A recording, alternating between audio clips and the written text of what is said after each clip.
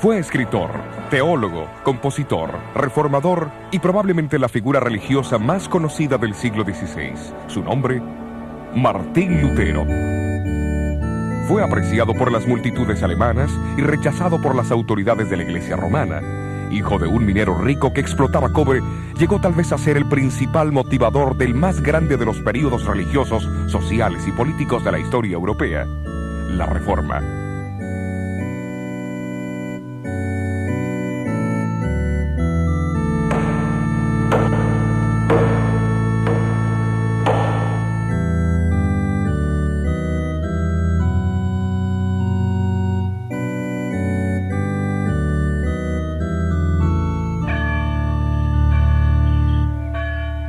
Los europeos que vivieron en el comienzo del siglo XVI probablemente tuvieron poca noción de los cambios que irían a arrasar con los conceptos de la vida medieval.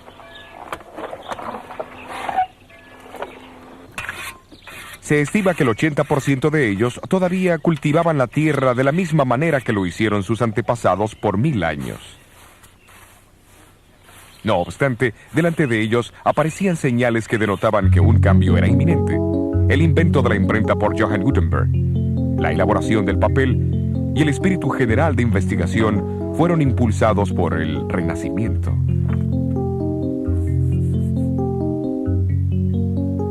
Hasta el año 1450, Europa poseía menos de 100.000 libros. Para el año 1500, el número aumentó dramáticamente a 9 millones de ejemplares. Uno de los mayores resultados de la obra de Gutenberg fue eliminar el monopolio que los ricos y el clero tenían sobre la Biblia. En las manos del pueblo común, las escrituras harían desaparecer la gran oscuridad que envolvía a Europa.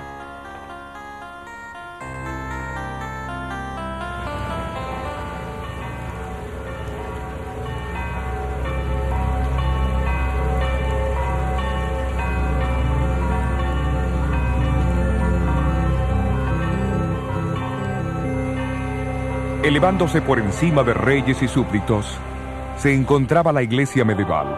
La misma era el centro de influencia en cada aldea, ciudad y corte en el cristianismo.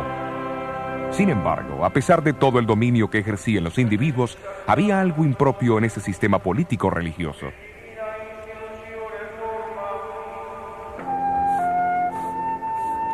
Europa estaba llena de personas pobremente educadas, de sacerdotes y monjes haraganes y amadores de placeres, que se interesaban más en los beneficios personales del sacerdocio y el poder que les confería que el del mismo bienestar espiritual de aquellos a quienes deberían servir.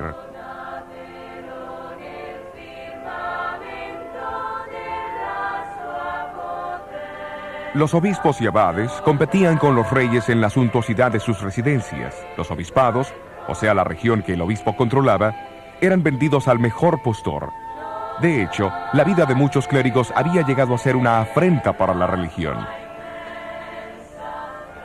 Se le enseñaba a la gente que si se confesaban regularmente ante un sacerdote, pagaban sus diezmos y ofrendas, asistían a la misa, participaban de un peregrinaje hacia el santuario del santo más celebrado o realizaban algún acto de mortificación corporal. La salvación estaba asegurada. Ya en el siglo XVI, la Iglesia se había desviado de la simplicidad, de la pobreza y del poder espiritual de sus raíces.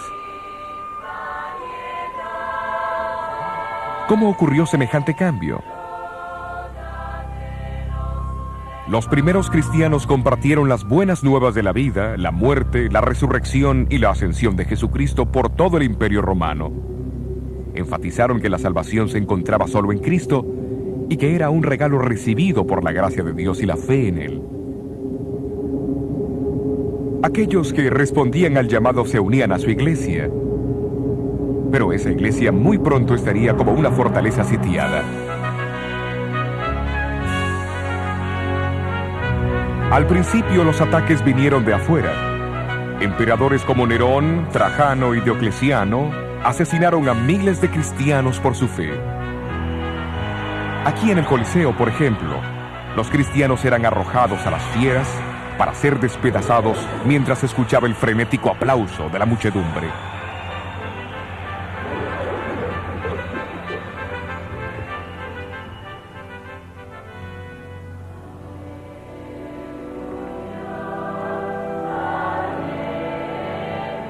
Pero la más grande amenaza vino de adentro. En el libro de los Hechos encontramos al apóstol Pablo advirtiendo a los obispos y ancianos que de en medio de ellos saldrían hombres que distorsionarían la verdad para conseguir adeptos. En la segunda carta a los tesalonicenses, alertó a la iglesia de la futura rebelión interna que revelaría lo que llamó el hombre de pecado, que se opondría y se exaltaría sobre todo lo que se llama Dios y es objeto de culto.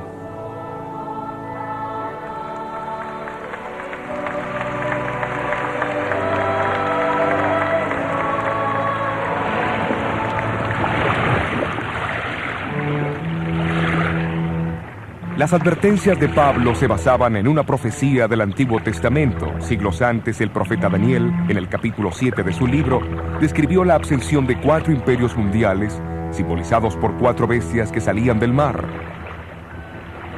Un león, un oso, un leopardo de 4 cabezas y una cuarta bestia terrible con 10 cuernos. Describió también cómo el cuarto imperio sería el más fuerte de todos, pero que se dividiría en 10 reinos menores. Y de estos 10 reinos menores, representados por los 10 cuernos en la cabeza de la cuarta bestia, saldría otro cuerno o reino que sería más imponente que los otros. Él mismo haría guerra contra el pueblo de Dios, y hablaría blasfemias contra el Altísimo, y pensaría también en cambiar los tiempos y la ley perfecta de Dios.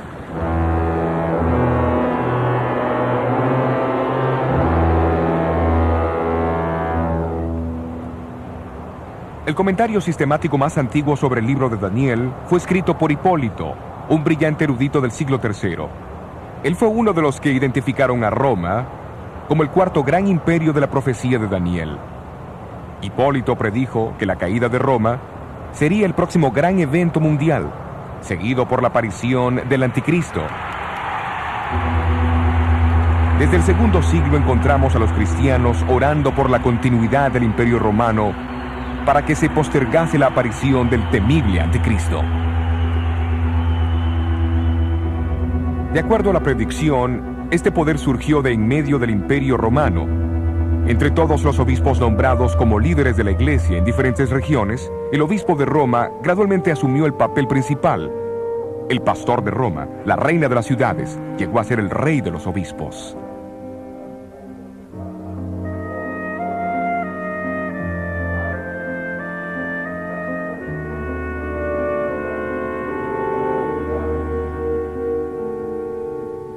Casi al mismo tiempo, un número de creencias y prácticas entraron en la iglesia, que los apóstoles nunca hubieran reconocido, como la veneración de los ángeles y los santos, el culto a las imágenes y reliquias.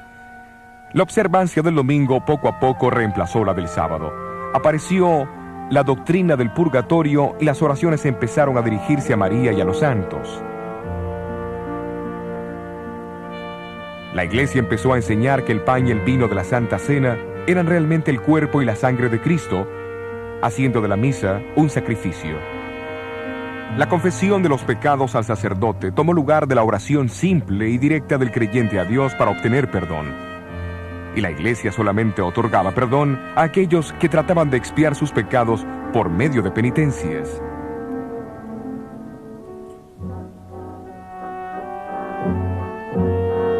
Por obsequios y servicios rendidos a la iglesia o por buenas dádivas, el Papa y sus obispos proveían lo que llamaban indulgencias.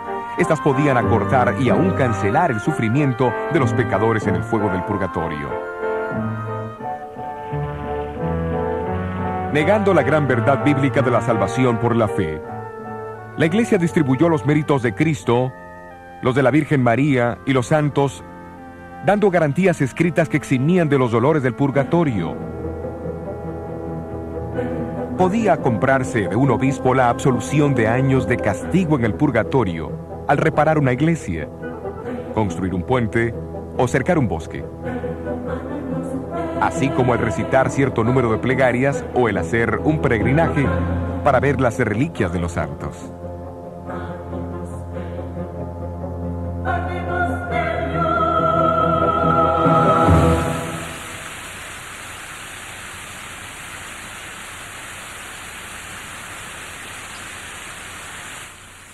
Poco después de la elección del Papa León X, Miguel Ángel presentó al pontífice el diseño terminado de la Basílica de San Pedro en Roma. Y la venta de indulgencias llegó a ser una atracción para recaudar las enormes sumas necesarias para esa aventura. En Alemania, el Papa recomendó las ventas al persuasivo monje dominico Juan Tetzel. La llegada de este monje al límite de Sajonia, cerca de Wittenberg, en 1517, desencadenaría los eventos que sacudirían los fundamentos de la Iglesia de Roma.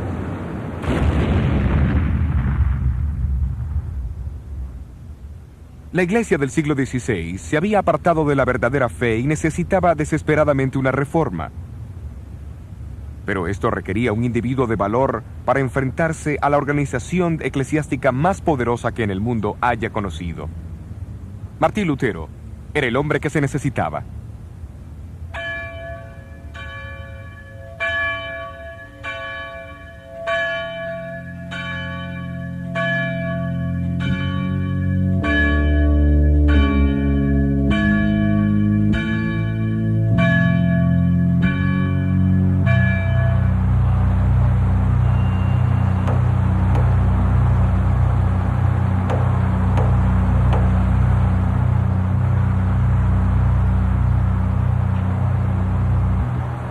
Fue en la víspera del Día de los Santos, octubre 31 de 1517, cuando Martín Lutero eligió clavar las 95 tesis en la puerta de la iglesia de Wittenberg.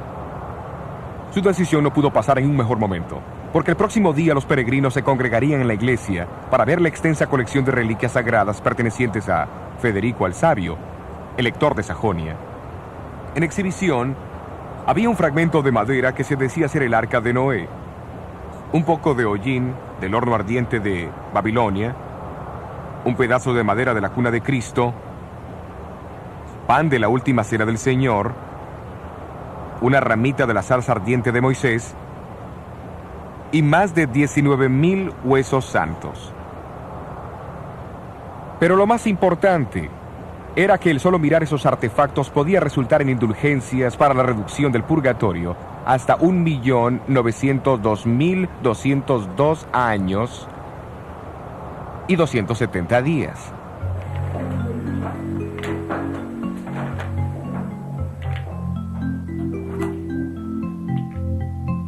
Aunque la intención de Lutero solo había sido usar su tesis para debate académico, él no pensó en la invención de la imprenta de Gutenberg. Al cabo de 2 semanas, su tesis en contra de las indulgencias y la proclamación del poder papal se leyeron por toda Alemania. En pocos meses, todos los cristianos conocían sus escritos.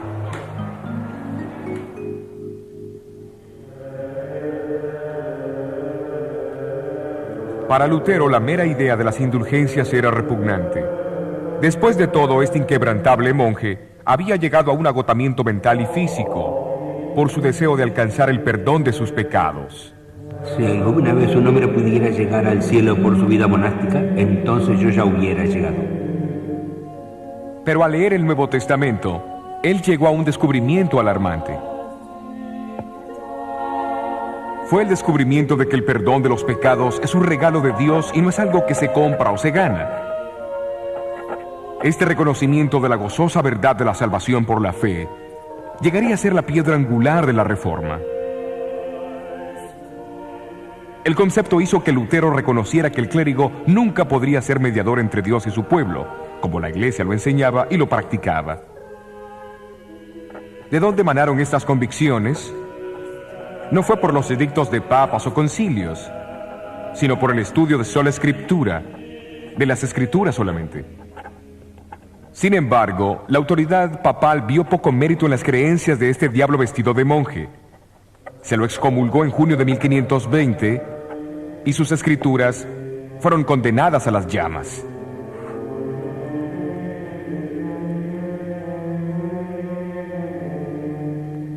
Fue en ese tiempo que Lutero enfocó su estudio de las escrituras en las profecías de Jesús, Daniel, Pablo y Juan, en relación con el surgimiento del anticristo. Los capítulos 7 y 8 de Daniel y la descripción de Pablo acerca del hombre de pecado en 2 Tesalonicenses 2 recibieron especial atención.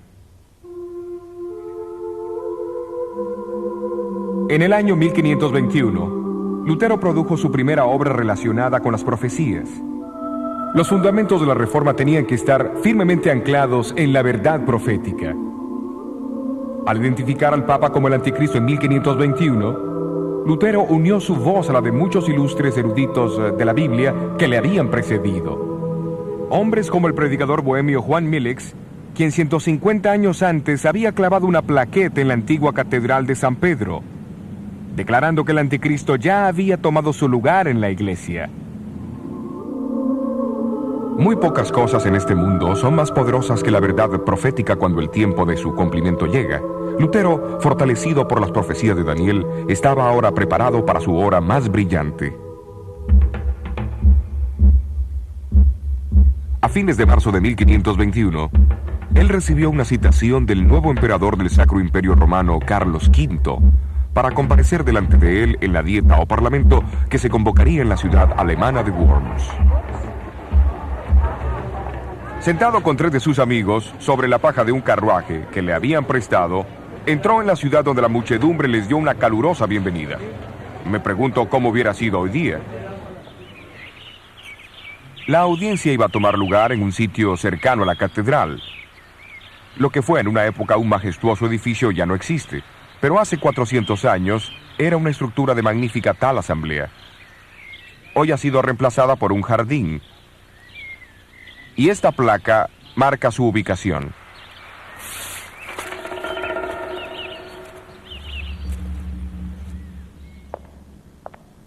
Nunca antes, en ninguna época, había comparecido un humilde monje ante tantos reyes, príncipes, nobles, diputados, embajadores, varones, señores de la realeza, obispos y prelados de la iglesia. Lutero no tenía nada más que lo sostuviera que su fe en Cristo y en las Escrituras.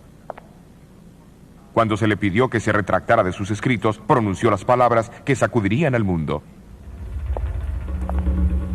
Menos que esté convencido por la razón y las Escrituras, yo no acepto las autoridades de papas y concilios, porque ellos se contradicen.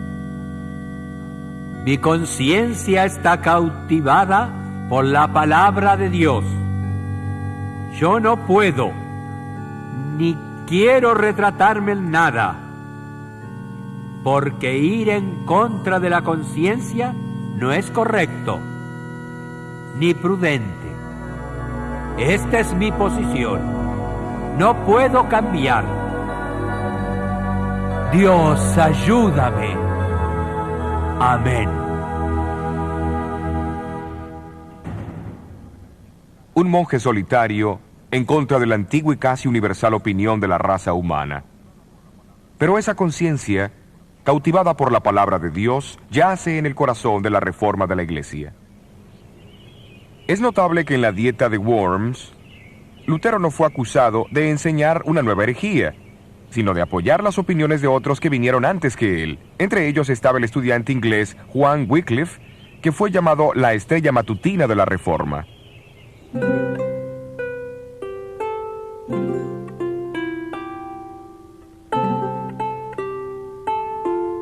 Wycliffe se dedicó al estudio de la verdad conforme la habían encontrado en las escrituras en latín.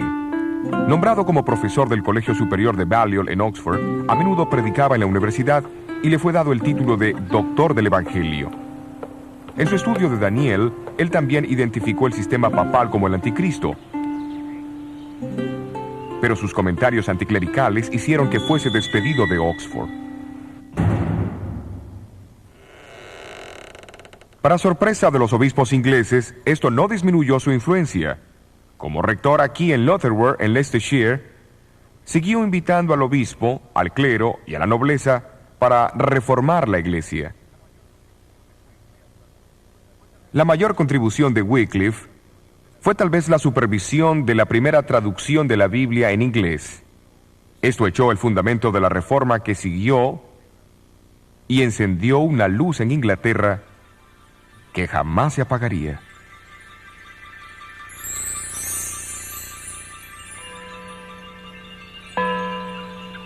Wycliffe falleció en diciembre de 1384. después de haber sufrido un derrame cerebral mientras daba la Santa Cena aquí en su iglesia. Sus huesos fueron exhumados e incinerados unos 40 años más tarde por orden del Concilio de Constanza. Sus cenizas se arrojaron a un arroyo cercano llamado Swift, que desemboca en el río Avon.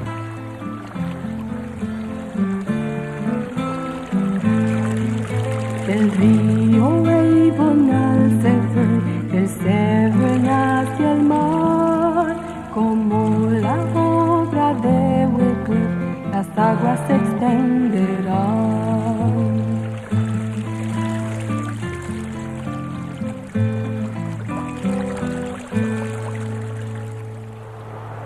Uno de los hombres en quien influyó la enseñanza de Wycliffe fue el reformador checo Juan Hus.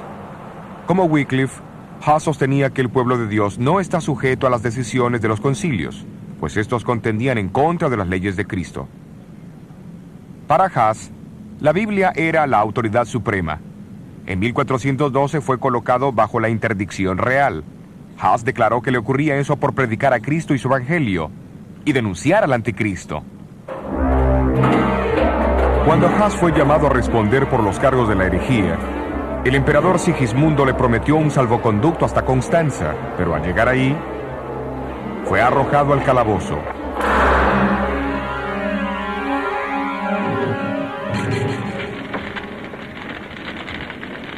El mismo concilio de Constanza que había ordenado la exhumación de los restos de Wycliffe, condenó a Hus a la hoguera el 6 de julio de 1415. En todas las edades, Dios dispuso de fieles testigos de las verdades del Evangelio. Aunque ellos no siempre percibían esas verdades claramente o sin errores, amaban a Dios y a su palabra, y habían seguido la verdad como ellos la entendían. El profeta Daniel usó imágenes literarias de una bestia y de cuernos para profetizar el surgimiento y la obra del gran sistema religioso apóstata que perseguiría a la minoría de los fieles de Dios. Y en el capítulo 12 de Apocalipsis, el apóstol Juan también usó símbolos para describir la experiencia del pueblo de Dios en las manos de este poder. Él habla de un terrible conflicto entre un gran dragón rojo y una hermosa mujer y su descendencia. El dragón es identificado como aquella antigua serpiente llamado Diablo y Satanás, que engañó al mundo entero. La hermosa mujer representa la fiel iglesia de Dios. El comienzo de este conflicto se describe en Génesis capítulo 3. Dios dijo a la serpiente que él pondría enemistad entre ella y la mujer, y entre su simiente y la de ella. Ahora en Apocalipsis 12, Juan ve la continuación de esta guerra de odio entre la serpiente, el dragón y la mujer. Él describe a la mujer como vestida del sol, la luna debajo de sus pies y sobre su cabeza una corona de 12 estrellas. Se la retrata como esperando ansiosamente el nacimiento de Jesús. El dragón también espera este nacimiento. Cuando se frustran sus intentos en contra del niño varón, él se vuelve contra la mujer o la iglesia. Sus ataques son similares a los que lanzó contra Jesús. Primero con persecución y muerte, y luego a través del sistema religioso apóstata que enterró la verdad de Dios bajo tradiciones. Pero el revelador no nos deja lamentar los sufrimientos de los descendientes de la mujer. Él explica cómo Dios preservaría a su iglesia en áreas poco habitadas, simbolizadas por el desierto. Ambos, Daniel y Juan, previnieron la persecución del pueblo de Dios por el mismo periodo de tiempo. En el caso de Daniel, un tiempo, tiempos y mitad de un tiempo, o 1260 días. Asimismo, en Apocalipsis 12 y versículo 6 leemos: la mujer huyó al desierto donde tiene lugar aparejado por Dios, para que allí la mantengan por 1260 días. ¿Pero será que los escritores se referían a días literales? Por más de 2000 años, los estudiosos de la Biblia han identificado el principio de día por año.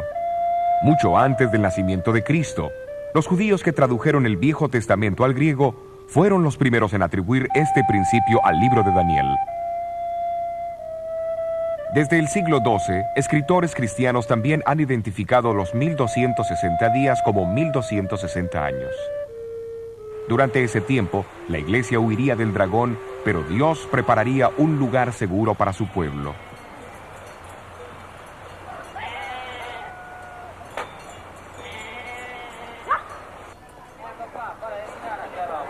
Uno de esos lugares donde las verdades del Nuevo Testamento fueron preservadas del creciente poder del obispo de Roma fue en el norte de Italia.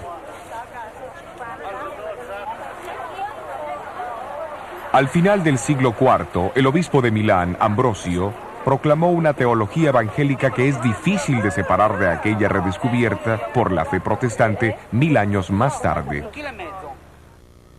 Aquí en estas llanuras y montañas al oeste de Milán, fieles testigos todavía atesoraban las doctrinas de la Iglesia Apostólica y denunciaban las crecientes supersticiones y perversiones en la Iglesia.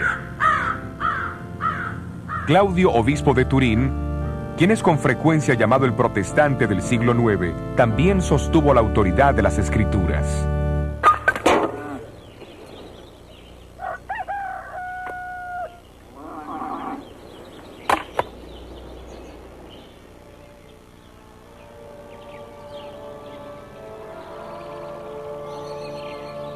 Estos cercanos valles y montañas llegaron a ser lugar de refugio para tal vez los más antiguos de los testigos que representaban la Iglesia en el desierto, los valdenses.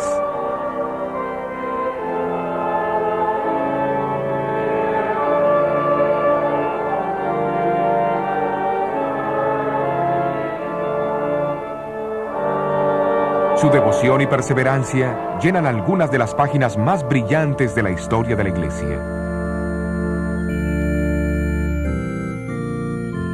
Muchos han mantenido que el nombre valdenses es derivado de Pedro Gualdo, que fundó el grupo Poor Men of Lyons a fines del siglo XII. Pero la historia demuestra que grupos evangélicos en el norte de Italia sostuvieron las enseñanzas de la Iglesia Apostólica mucho antes de la llegada de Gualdo. Fuera de la sede central de la iglesia valdense en Torre Pellice, se encuentra esta estatua de Henry Arnault, el famoso líder de los valdenses del siglo XVII, o los Vaudois, como se los llamaban. Él una vez dijo de su pueblo: en realidad los Vaudios son descendientes de aquellos refugiados de Italia, quienes después de San Pablo predicaron el Evangelio ahí. Después huyeron de su hermoso país como la mujer del Apocalipsis, a estas montañas agrestres, donde hasta este día han pasado el Evangelio de padre a hijo en la misma pureza como lo fuera predicado a Pablo.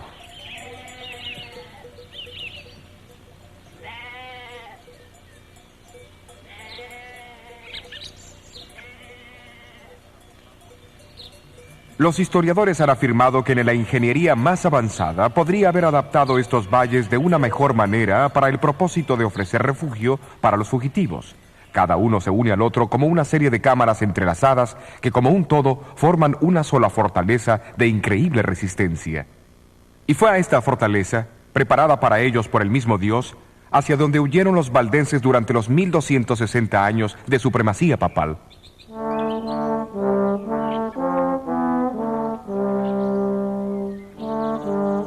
En el corazón de estas montañas está situada la región más importante de todos sus valles, el Prat del Torno. A este valle, bañado por el río Angroña y rodeado de maizales, pastizales, árboles frutales y enormes castaños, volvían los valdenses, cuando eran atacados por sus enemigos. Fue aquí también donde fueron entrenados sus misioneros, en el colegio de Barbes. La Biblia era su único libro de texto. En los siglos anteriores a la invención de la imprenta, memorizaban evangelios enteros y muchas de las epístolas.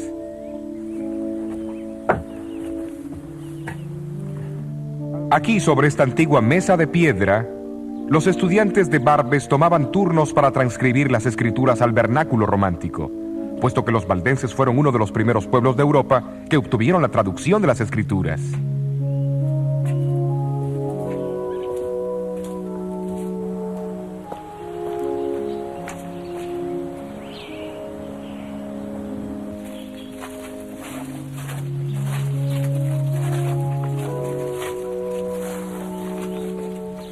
Más tarde, disfrazados de buhoneros, los valdenses viajaban por Europa central y meridional, ocultando las copias del Nuevo Testamento en sus vestimentas.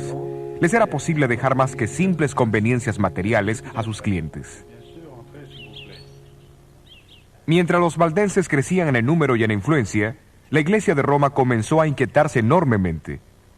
La misma reconoció que si se permitía que este movimiento se expandiera, lograría superar todo lo que a Roma le había llevado siglos para alcanzar. A comienzos del siglo XIV comenzó la terrible furia de los inquisidores papales. Los sencillos y pacíficos valdenses llegaron a formar parte de la Iglesia del Desierto, como Juan el Revelador había predicho. Pero así como en Apocalipsis 12 dice que la tierra ayudó a la mujer y la tierra abrió su boca y tragó el río que había echado el dragón de su boca, así las montañas dieron protección a los valdenses durante las cruzadas organizadas.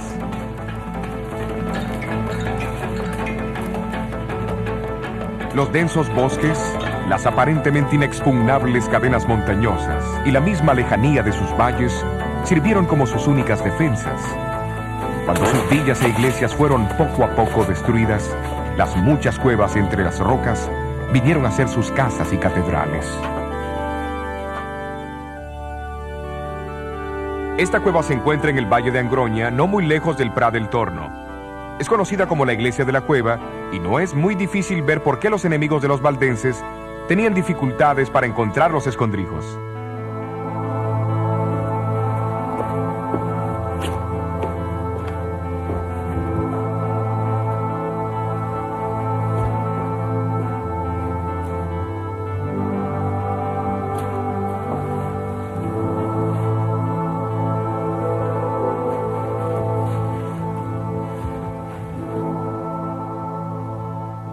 Sin duda fue un tiempo espantoso, pero también de conmovedora confraternidad, mientras los vecinos se reunían de aquí y de allá para encontrar consuelo y seguridad en las entrañas de la tierra.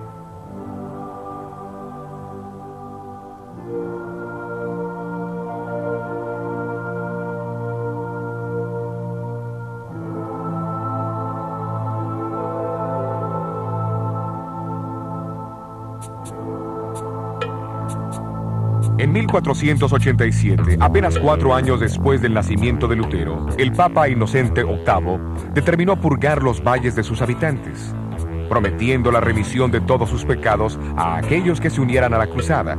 Procedió a formar un gran ejército bajo la dirección de Alberto Cataneo.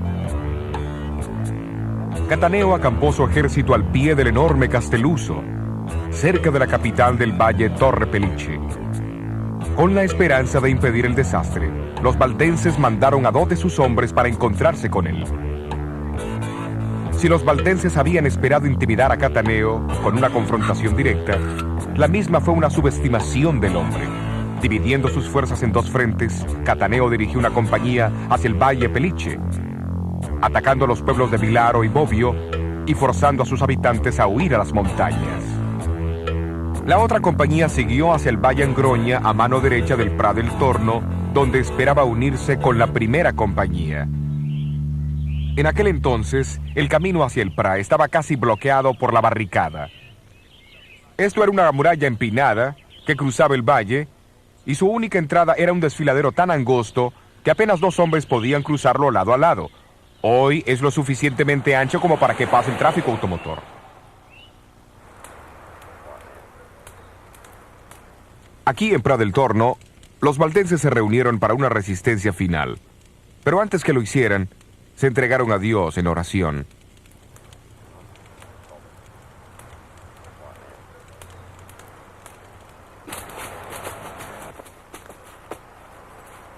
¿Enviaría Dios a su ángel para bloquear el camino del invasor? ¿O extinguiría la llama vacilante de la verdad de Dios para siempre?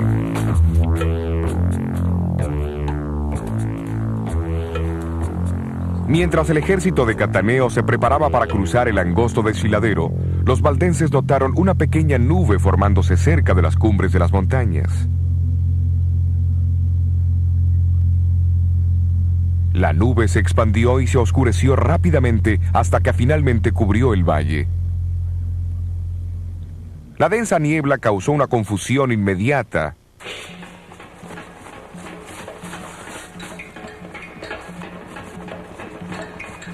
Sacando ventaja de los cambios de condiciones, los valdenses escalaron los senderos secretos sobre los invasores y comenzaron a arrojar grandes rocas sobre los soldados. En medio del pánico que cundió, las fuerzas de Cataneo comenzaron a luchar unas contra otras hasta que no quedó ni un solo hombre.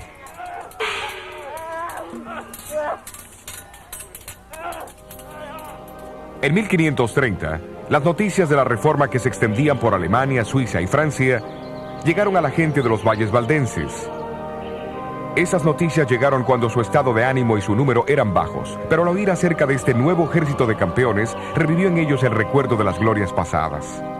Los reformadores suizos también se regocijaron al descubrir una iglesia bíblicamente firme, con una historia tan prolongada. Se decidió convocar un sínodo general para establecer la relación entre la Iglesia de los Alpes y la Reforma. En 1532, el histórico sínodo se reunió en Champforant, en este campo abierto, no muy lejos del Prat del Torno. Aunque no todos estaban de acuerdo en algunos puntos de la doctrina, la preeminencia de la Biblia fue reafirmada.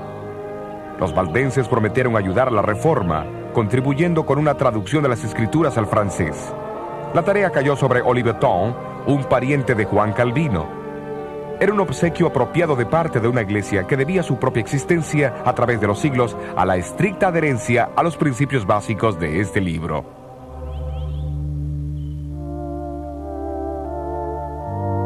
Trágicamente, las persecuciones a los valdenses no cesaron con la Reforma. En realidad, se intensificaron en los años que siguieron, llegando a su culminación en el siglo XVII. El tiempo se ha encargado de cicatrizar las heridas de la gran masacre de la Pascua de 1655. Sin embargo, el recuerdo está indeleblemente grabado en las mismas rocas y grietas del imponente Castelluso.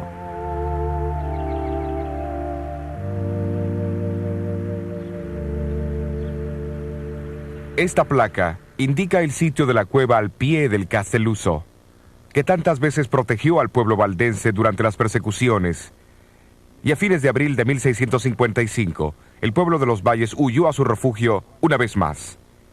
Pero esta vez fueron descubiertos. Uno por uno, hombres, mujeres y niños fueron arrastrados de sus profundidades y arrojados al terrible precipicio.